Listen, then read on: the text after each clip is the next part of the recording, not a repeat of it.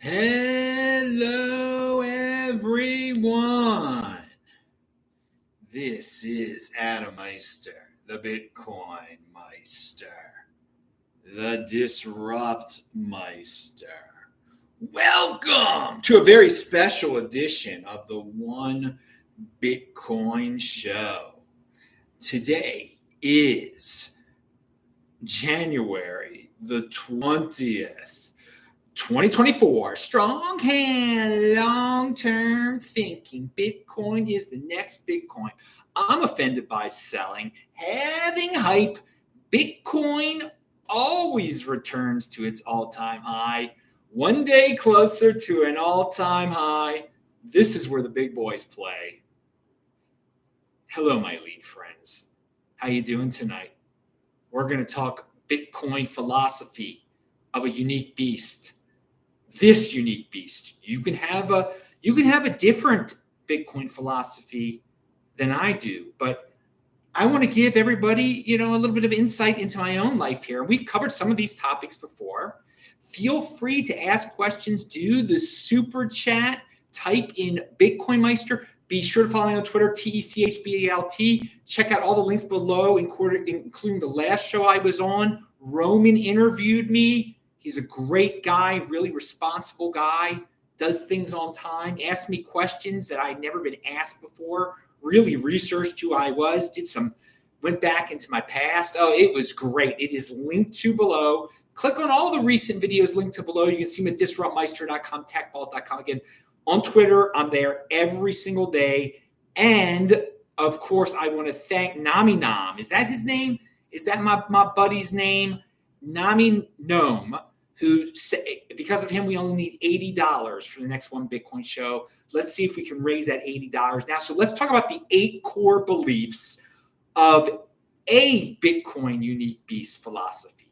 Again, it's not the Bitcoin unique beast philosophy because there's all sorts of different unique beasts out there. So if you're truly a unique beast, your philosophy is going to be different than other people's. You're not copying someone word for word on their philosophy. But I'm throwing mine out there. I think one thing I want to put out there is I want to create something earth-shattering. I want to create a new, unique beast, confident, decentralist path. Okay, and I think I've done that over time with my videos. It's something that's changed a little bit of the world, hasn't it? It's given some people a new way of looking at life, a new path. I definitely didn't stick around Baltimore. I didn't take a traditional path. I traveled all around the world. It was a decentralist path, but at the same time, I didn't give in to pressure. I don't, join cults or anything like that. I'm my own guy, my own unique beast. I focus on building and networking, and I want to, that's my philosophy. Deals a lot with what I just said there. So my 8 pillars of life is who are you deep down? Who are you? I've asked myself that question.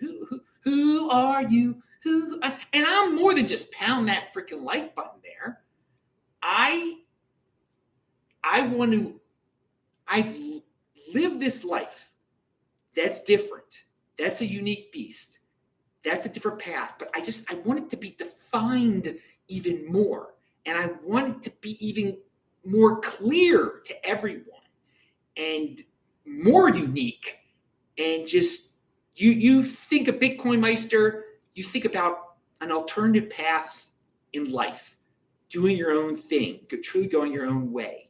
So to keep on the straight and narrow, I want to say those are my goals. I don't I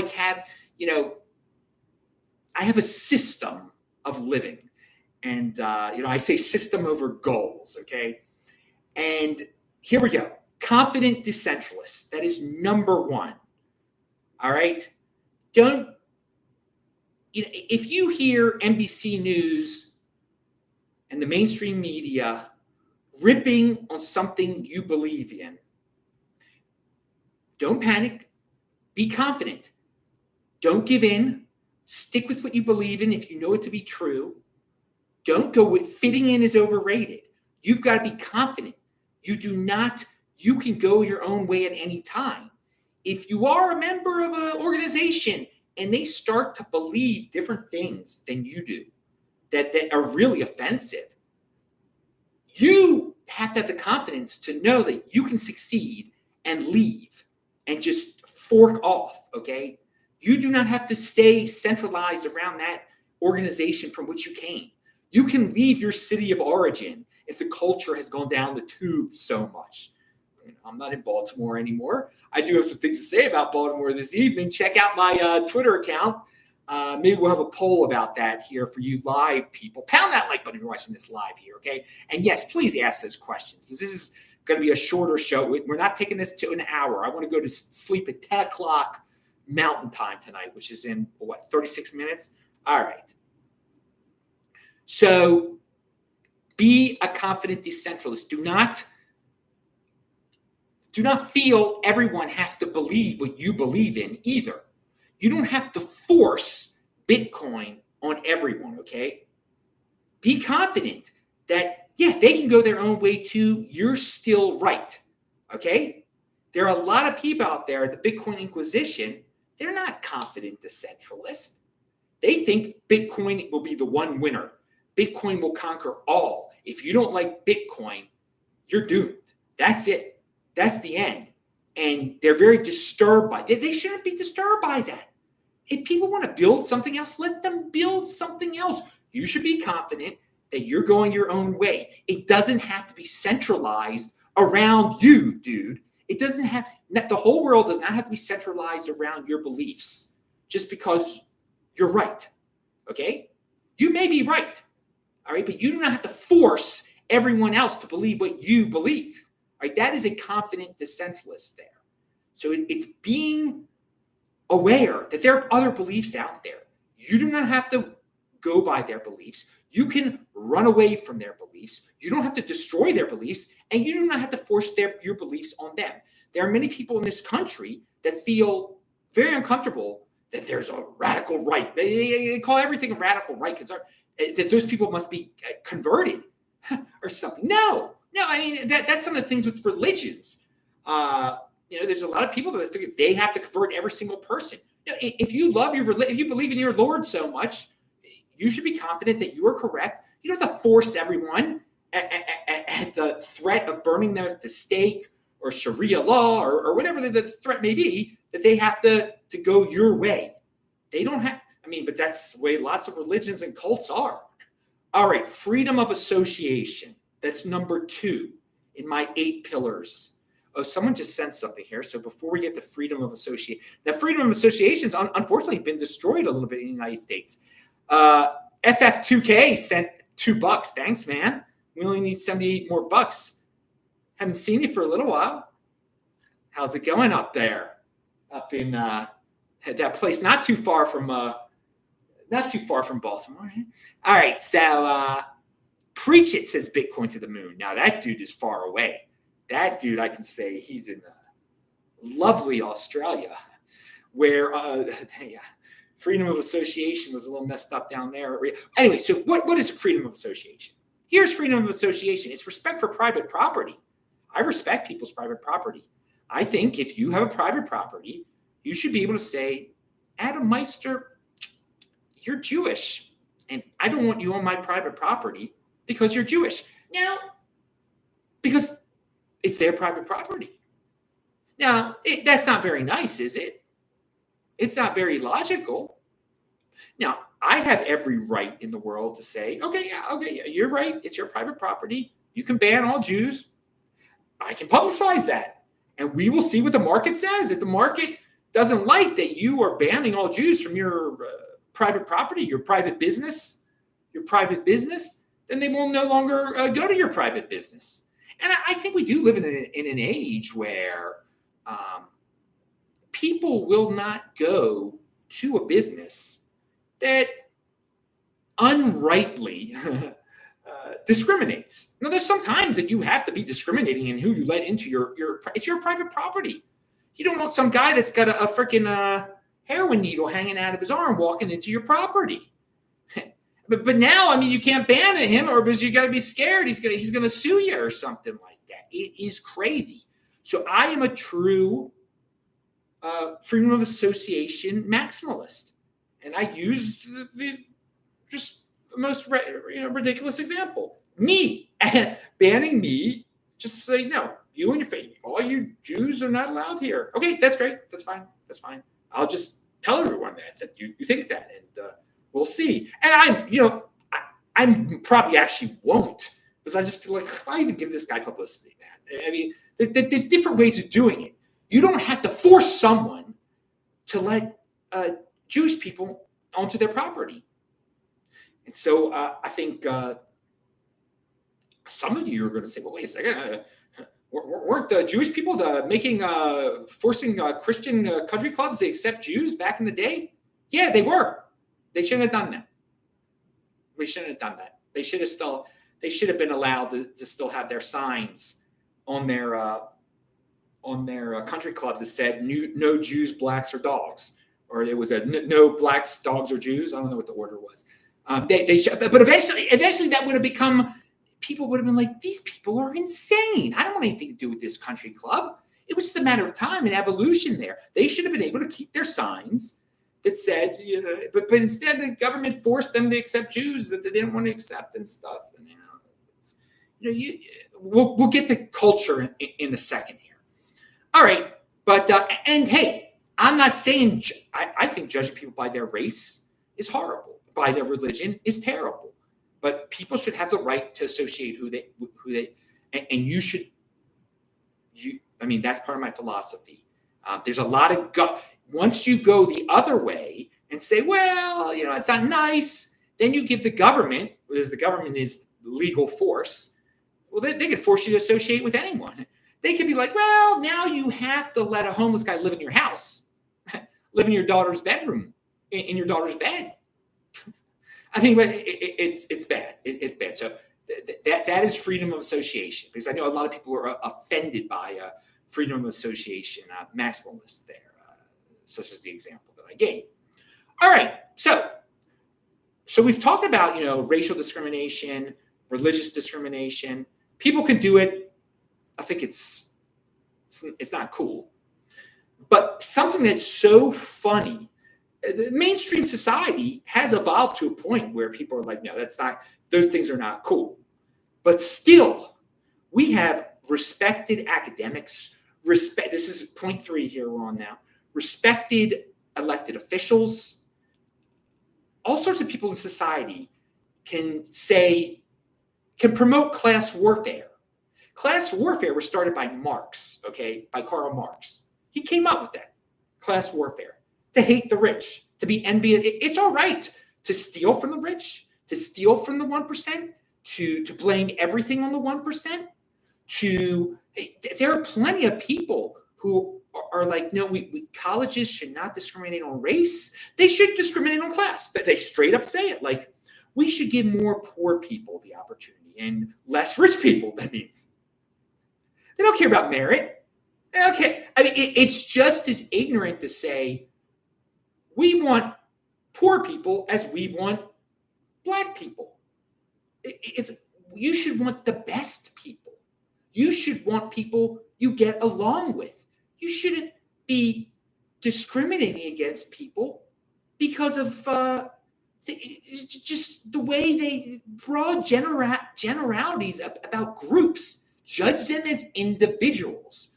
But people, I put this as one of my 8 core principles of my philosophy, because people they don't need the reminder to not judge people on race. They don't need the reminder to not judge people on religion. Okay, but darn it, class warfare is an accepted thing.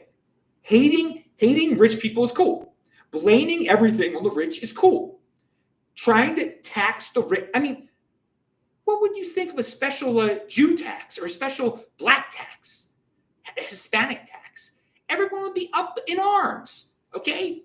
But a wealth tax, oh yeah, that's good. Anybody making over $1 million a year should have 1% of their property taken away from them a year. This is like an Elizabeth Warren thing that's very much accepted. AOC, no. We should steal from the rich.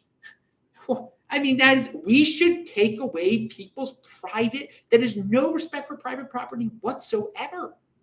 So I mean, there are people in the Bitcoin space they're all up on this type of thing. Like, let's steal from the bankers. We want to destroy the bankers. We hate the bankers because they're rich. They're upper class. We hate the 1%. Dude, if you're a Bitcoiner, you've been a Bitcoiner for years, and you've been preaching this, and you're not in the 1% by now, you're a loser. What have you been doing? You've just been complaining this whole darn time.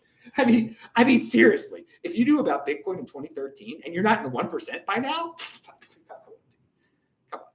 I mean, maybe not. Well, I mean, how about this? You're not in the top 5% by now? I shouldn't have said 1%. I mean, I don't know what's the 1% of you. Okay, I shouldn't have said 1% because I don't even know what that 1% is defined. Your net worth to be in the 1% now because of inflation, I guess it is pretty high. But yeah, you should be in the top 5% by now. Come on. All right. But the point is like, come on, dudes here. Let's be productive. There's so much, you're wasting your time in class work. You're really buying a mindless philosophy when you get into you're not thinking. Class warfare means stealing. I mean, Karl Marx straight up says it in the Communist Manifesto. You should read the Communist Manifesto. I have. It's not long. It says, the abolition of private property. They want to get rid of private property, which means stealing your private property. Who's got the most? The rich. And that's all right. No scapegoating is number 4. Everyone out there, in the Bitcoin space, again, if you're a true confident decentralist, you should just be building, man. You should be building. But there's so many people out there. They want to blame Ethereum for their problems. They want to blame the altcoins for their problems. They want to blame all these other people. Scapegoating. Blame the rich. Blame the bankers. Blame this. Blame that. Dude, personal responsibility is a new counterculture. Come on. No scapegoating. If you're confident in what you believe in, you don't have to blame anybody for anything, all right?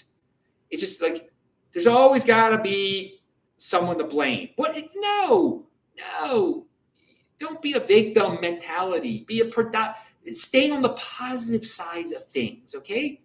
I mean, we have just entered this society now where there's always got to be an enemy. There doesn't have to always be an enemy, dude. There's so much.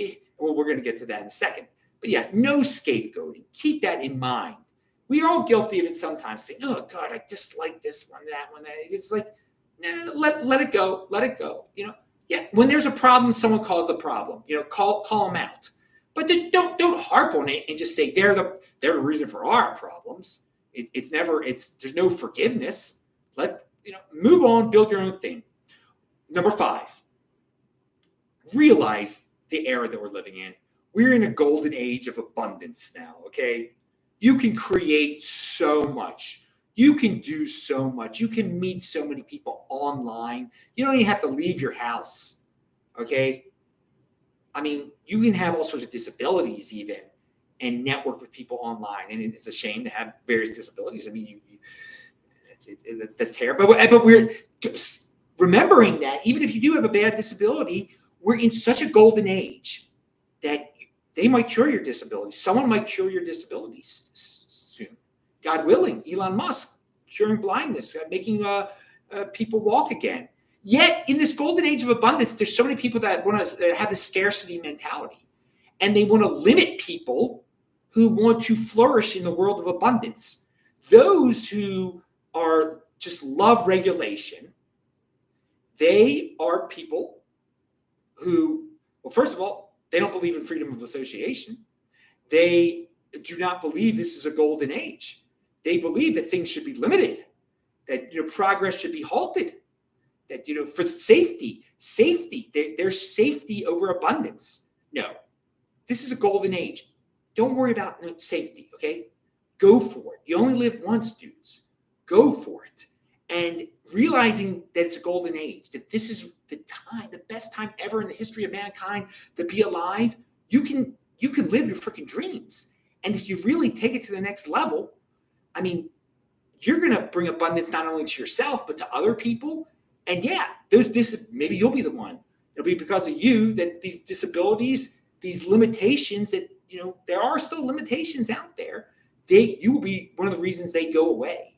And so, I mean, that is the era we're living in. That's the pot. But there's so many people out there that are like, I'm black pilled. I'm this, I'm that, I'm the other. It's so negative. We've got to worry about this new technology. Dude, when there's new technology, you should be shouting to the rooftops. But so many people are like, they're envious. Elon Musk comes up with something new. They say, oh, it's only because of this reason, that reason he came up with it. He's lucky.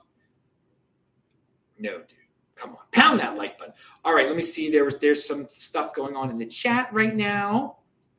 Let me see. Oh, Benjamin Dictor, BJ Dictor, leader of the freaking trucker convoy in Canada back 2 years ago now. It's a great man. He was on my show recently. It's linked to below. All right. We got I know it's late at night, dude. I know. Life has never been so good, nor has the world ever rewarded the entrepreneurial spirit. Yes, Benjamin J. Dictor just said that. And I seriously, I got to agree. We are in just an amazing time. Follow him on Twitter. He's going to be on some, I think he's going to be in the on some other shows soon. You never know where you're going to see him again. You suck, guys.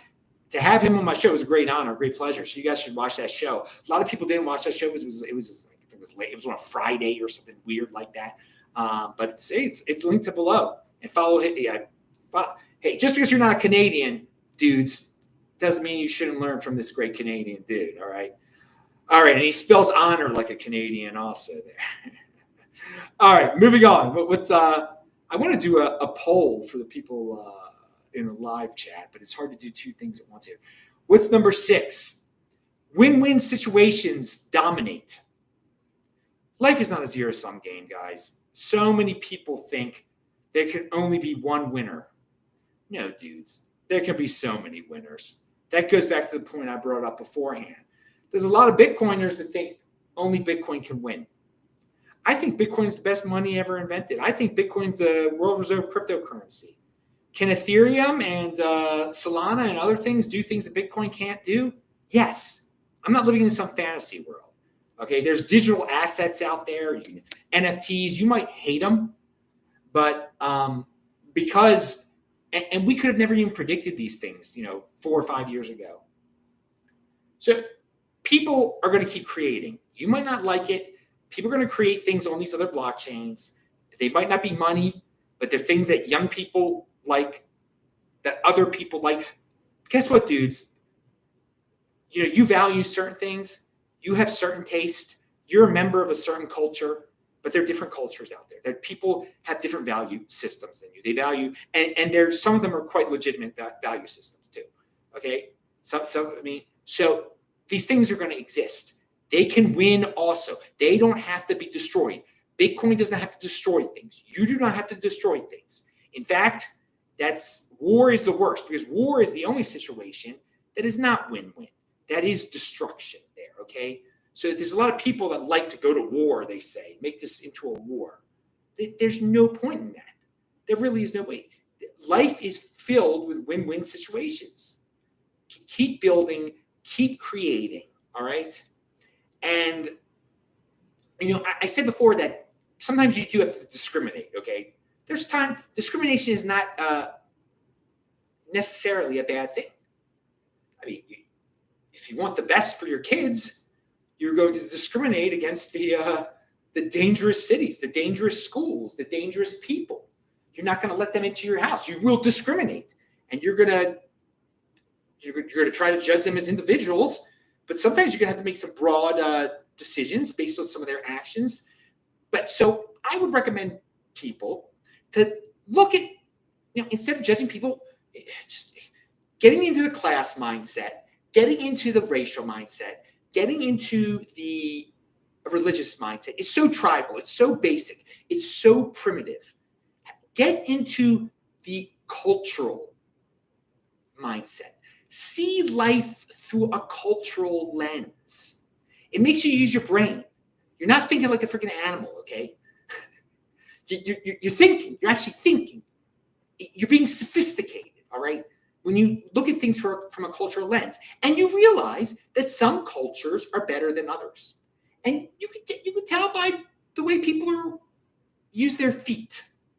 All right? Within the world, there are a lot of people that are down in the United States. Why is everyone trying to get into the United States still? Why isn't everyone trying to get into Uganda? I don't understand. I mean, why isn't everyone trying to get into Bolivia? Why isn't everybody trying to get into, Mongolia, Russia, China? They're trying to get in the United States. Why, when I travel the world, do I hear American music everywhere? Well, I mean, there's a lot that.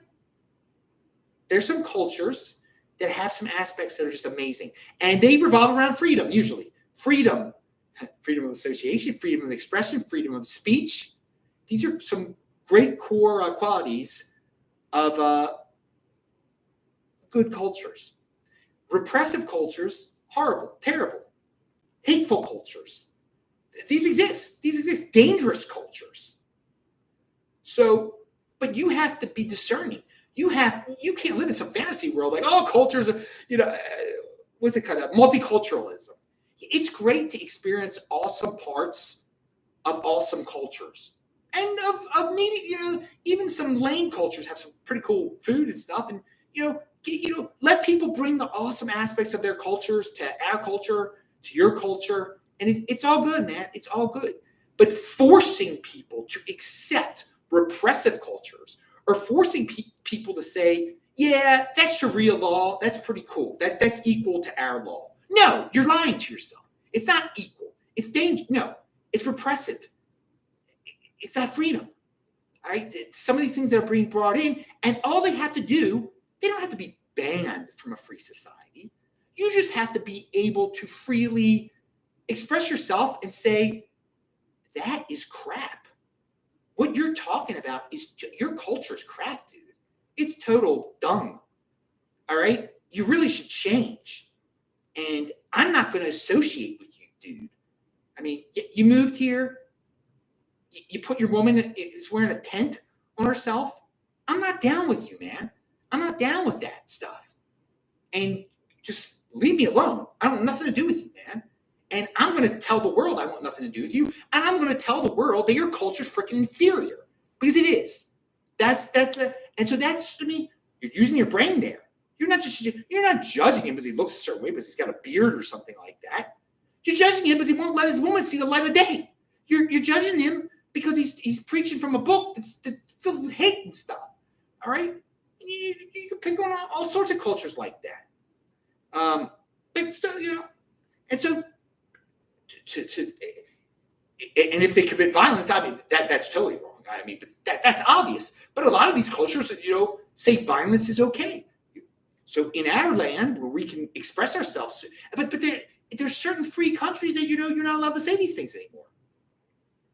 And so again, we're losing because they have lost the cultural lens, the true way of even judging cultures. Okay, they're just like everything's equal. Everything is equal. No, not everything is not equal. Okay, that's not what any of this is about. I mean, again, some cultures are better than other cultures. There is good. There is evil out there. All right, I think I made that pretty clear. Number 8, the last part of my philosophy. But you got to use your brain. You can't just buy into some mindless mantras that are out there. All right, the bumper sticker mentality. Life is so much more than a freaking bumper sticker. Pound that like button. All right. Always be networking. And, have a friendly, helping, connecting, networking, building mindset. That's the 8th plank of my philosophy. If you're a good person, if you're a friendly person, if you're in motion, I'm going to help you, man. And I think and guess what? By me helping you, it helps me. And that's the way anyone out there should think about it. Reach out to people. There'll be some jerks that ignore you or whatever like that. But a lot of people think networking is it's like a cliche. It's a freaking gimmick. No, it's not. It's being a nice person. It's friendly. It's building. It's building. It's building. It's building. That's how you build. That's what 8 pillars of life. A pillar is part of it's the foundation of something big that you're building. Your life is something that you build. Life is building. Life is not tearing down. So networking is very key. I think that is one of my best skills that I've learned during my time on this earth, is that I'm good at networking. I'm good at being a friend. And I got a good memory, so I remember people when I meet them and stuff. And, it's just, when you help somebody out, they'll help you out eventually too. And it's done in a productive way. It's not done out of charity. It's done out of admiration for humanity. Like, they're building, I'm building, let's do something together. And if we can't figure out something to do together now, maybe in the future we will. Maybe just because we met each other. It doesn't hurt, and that's one of the cool thing about live events still. You can never meet that. You can never really beat that one-on-one networking in person. But my Lord, do I love networking online too, in the metaverse, or whatever you want to call it. I mean, I thank God for that technology, because it just increases your ability to network. Because again, a lot of people can't leave their houses, maybe because they have kids or a wife, or they are a little sick or whatever. But some people can't make it to another country, so you can network with people in other countries. But you keep that mindset, like, it's not a waste of my time to meet this new person. It's not a waste of my time to take 10 seconds out of my time to send someone a DM. But be on the reciprocation end too. There's so many people who flake out when someone tries to network with them. Be respectful. Just say hi. You know what? Say yeah. Maybe we will do something together, or like, let's stay in touch. It amazes me how many people flake out on DMs or emails. They start ghosting you and stuff. And that's not networking. That's like flakiness. That's the opposite. That's not building. That's tearing down a relationship. A lot of people think because there is no face-to-face interaction anymore that, ghosting is an acceptable thing. I mean, maybe in certain cultures it is. And by the way, going back to cultures, the United States doesn't just have one culture, obviously. There's some areas that are more repressive than others. It's kind of sad. There's some areas that are more dangerous. So you can't be a tree. You got to be able to leave. And you got to be able to admit, yeah, in Salt Lake City, the people are more productive than the people in Baltimore. Salt Lake City, it's safer than Baltimore. Salt Lake City, it's cleaner than Baltimore. I'm meeting more people that are happier. It's happier than Baltimore. I'm going to be a happy person that meets lots of happy people, that wants to meet productive. And, a lot of we can study what are the foundations of the cultures of these two areas. Baltimore has become a victim mentality. Baltimore has become, we have to rely on big businesses. It's not very entrepreneurial. It used to rely on Bethlehem Steel. Bethlehem Steel moved away. The steel moved away. We need the government to solve our problems and bring in other industries. We need this. We need the government to solve our problems. Oh, we're not far from DC. Let's have government contractors solve our problems. Here in Salt Lake City, a bunch of Mormon people founded this place in the middle of the freaking disgusting desert a long time ago. They built a city out of nothing, working their tuchluses off, with the belief. They had certain beliefs that this was the promised land. They're going to build their promised land, and they're going to work hard. They're going to have a lot of kids. They're going to have an entrepreneurial spirit. They're going to stick with their families. They're going to stick with their core beliefs. They're going to be welcoming to other people. They're going to be friendly. They're going to keep the family at the core of their beliefs. And that's, and then all of a sudden you've got a state that hardworking is awesome. They're going to support people that are down on their luck. They're not going to beg the government to do it. They're not going to look for the government to solve their problems. They're going to solve their own darn problems. And there are plenty of statists here. There are plenty of self-hating people here. There are. But there's still that entrepreneurial spirit, the foundation of it all. And the same thing, it's like a live and let live type of thing. And just the funniest part of it all is, and it just shows the envy that's out there.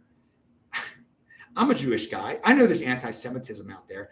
I got to say, the group of people in the United States that I think is openly hated against the most are the Mormons. I mean, in Utah, I encounter non-Mormons that'll just straight up to say the most anti-Mormon. Why are you hating on Mormons? Why? It's such envy. It's such not being a confident decentralist. They are just, it's like, you're not comfortable because they do something differently than you do, okay? That they have their special church, that they pray to Jesus a different way, or they believe in Jesus or whatever. They have a different book. They have a third testament or whatever. Like, let it go, man. Let it go. They have a lot of kids. So what if they take care of all their kids? Look at Baltimore. Jeez, the single mothers, some of them aren't even having any kids. They can't take anything. They can't take care of themselves. Mormons have 8 kids. They're rich. They take care of every single one of their kids. It's unbelievable.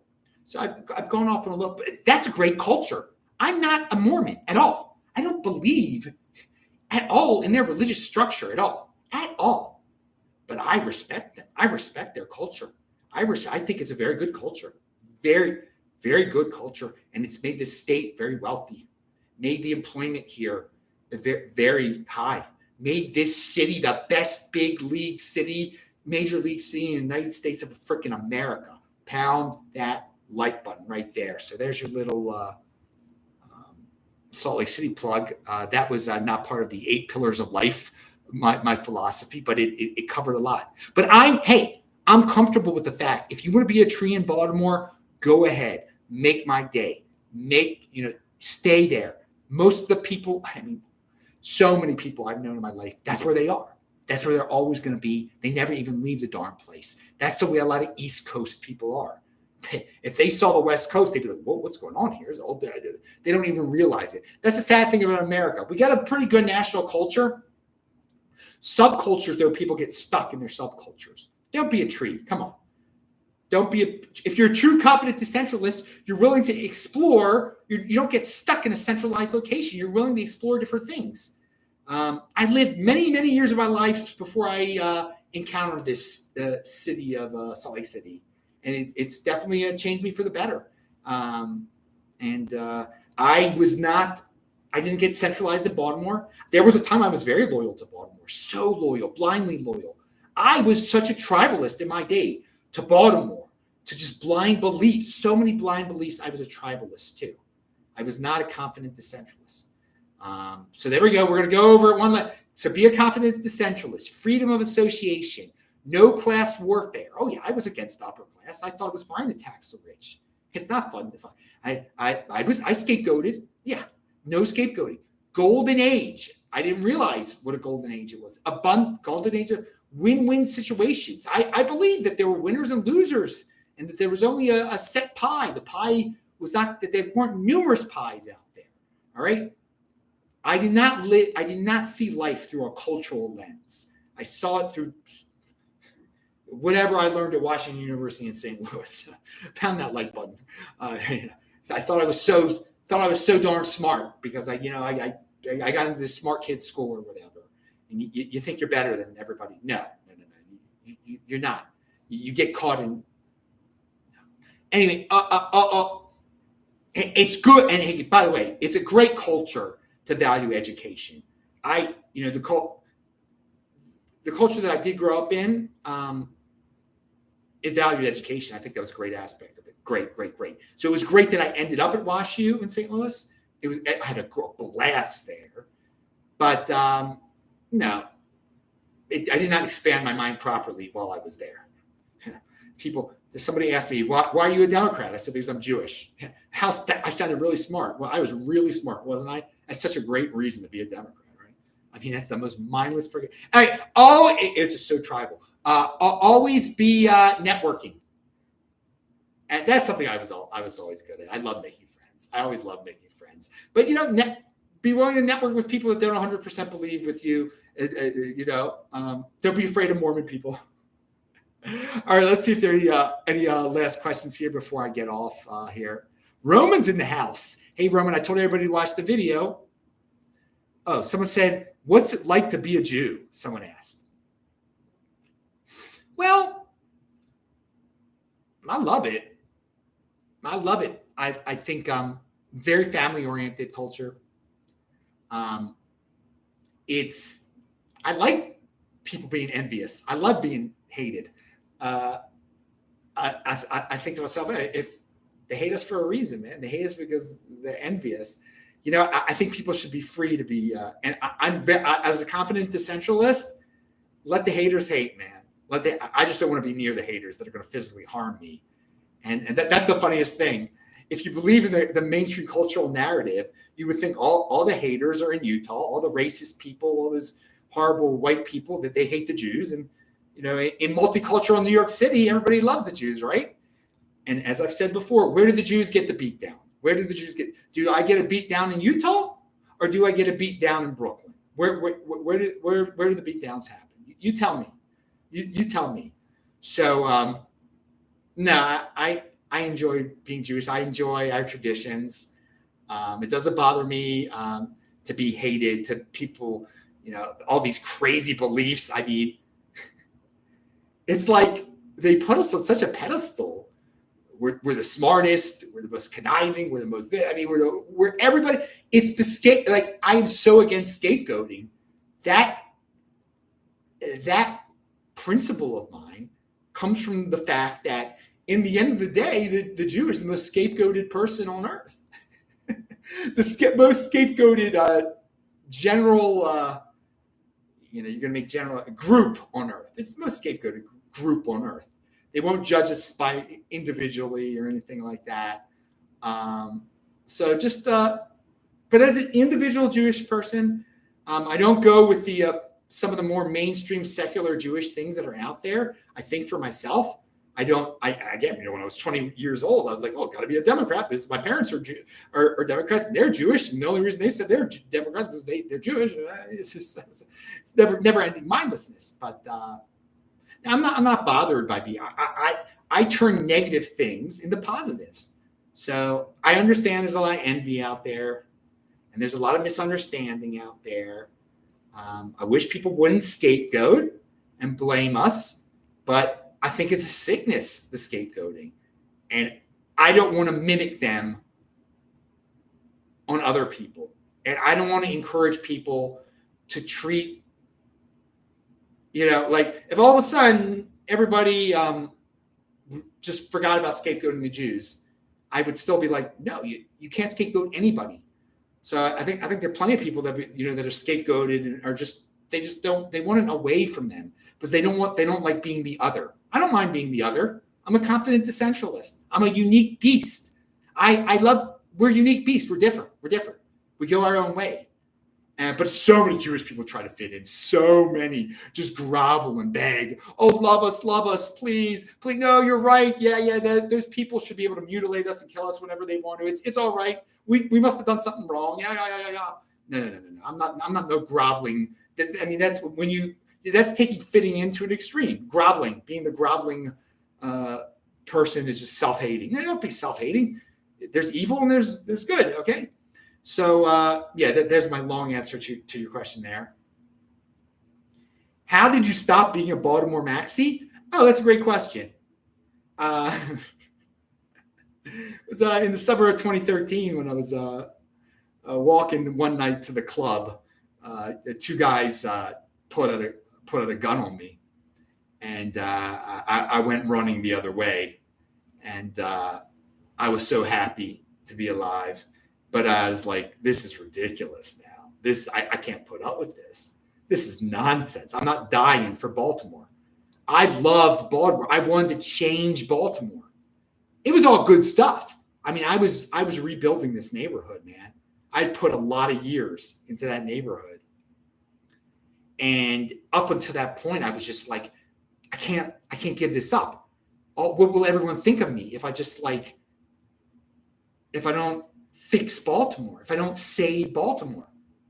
But at that moment, I'm like, I can't sacrifice my life for Baltimore. This is insane. You cannot sacrifice yourself for the group.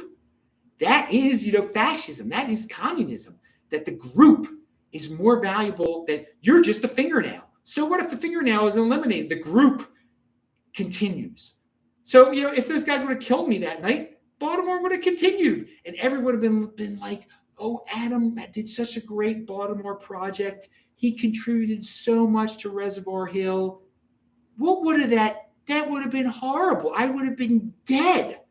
I would have never bought Bitcoin a few months later. I would have never traveled the world. I would never live this life. So I needed that wake-up call. And that was the wake-up call. That moment, so much when I knew I was going to sell my house at that point. Like, I just felt like I was so second-handed. I was living my life for so many other people, for this greater cause, this cause that didn't care about me at all, that would have just written a really nice obituary. My mom, my dad, my grandma, my family would have their lives would have been ruined, horrible if I would have died that night. But me, my worse off, I would have been eliminated. There'd be no more me. And that's sad, man. I like being me. I love this. I want to keep them going and going and going and going and going 200 years, man. It's just, no, I'm not sacrificing myself for a greater good at all. No one do that. That's the unique beast. That's the confident decentralist. That's the value of being an individual. I mean, that's what my philosophy really is. That's one of the, it's the things that I said. It's implied that judge a person by them. Look at them. Don't judge them by class. Again, I was, even back then, I didn't like the landlord class. I was like, all these weird things that I believed in, these mainstream narratives that I had to break out of. I had to get out of.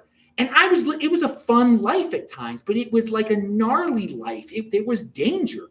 And I did not recognize the danger to my life. I did not recognize the negative people that were around me, and that living around open drug dealing is not normal. It's not healthy. It's not healthy to be around people that are not productive at all. There's so many people in Baltimore that are haters. And like, you're like, well, I can kind of put up with it. They're sort of nice, but they're judging me by my race still. But don't compromise that. Don't, there's like, so the Baltimore culture, it's so much hate involved. And then you never know when it's going to explode to where your life is going to be physical freaking danger. That's no culture to be a part of. And that night, I guess it was August the 2nd of 2013. That was it, man.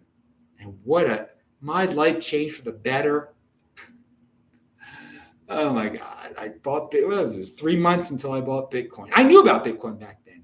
It just freed me up so much to just act, to do, to not be centralized around this block, around this project, around Baltimore. And you can still love things from Baltimore. But you've got to be honest with yourself that it's dangerous, dude. And you're not being freaking racist by saying this place is dirty, and it objectively is. It really, there's so many people now that have convinced themselves that like, nah, things aren't that bad here. It's bad. It's really bad. It's really, really bad. Most of them haven't traveled to different places. Or they've just convinced themselves they can't see reality anymore. That's not hating on, that's hating on individuals believing in this horrifying culture where there's like no right or wrong anymore. There's no truth anymore. All right, so that's a long answer to that question. Retweet this, everybody. TechBalt, TCHBALT. Thanks a lot. Pound that like button, everybody. And I guess we need $78 for the next show. Thanks to everybody who supported. A good night. And I didn't do a poll. Oh well. And I did tweet about Sleep Baltimore tonight. And it has to do with Bitcoin. Awesome. People loved it. Oh, $25 was just sent at the very end. Nomee, what a good guy Nomee Nome is.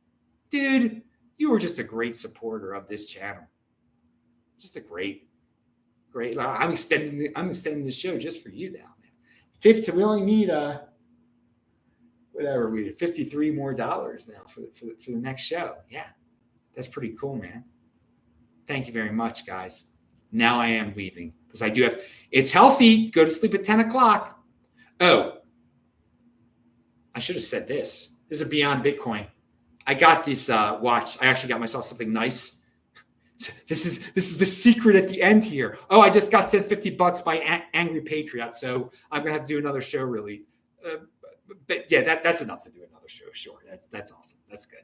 That was very nice of you to do it right now like that, man. That's we're there. We're there now. Wow. Thank you. But no, so I'm gonna add a little bit to this show here for those of you that are still paying attention. And my watch is telling me to go to sleep now. This is a Garmin watch. It's like the health watch. It costs $650 freaking dollars. Adam spent $650 on a watch.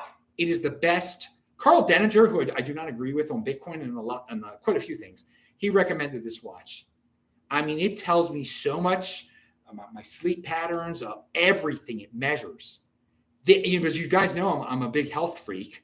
And I've spent on other health things. This is the best bang for your freaking buck. Get the $650, whatever this darn thing. What's the name of it? Hang on. Let me get the name of it. It's the Garmin Fenix 7S Pro.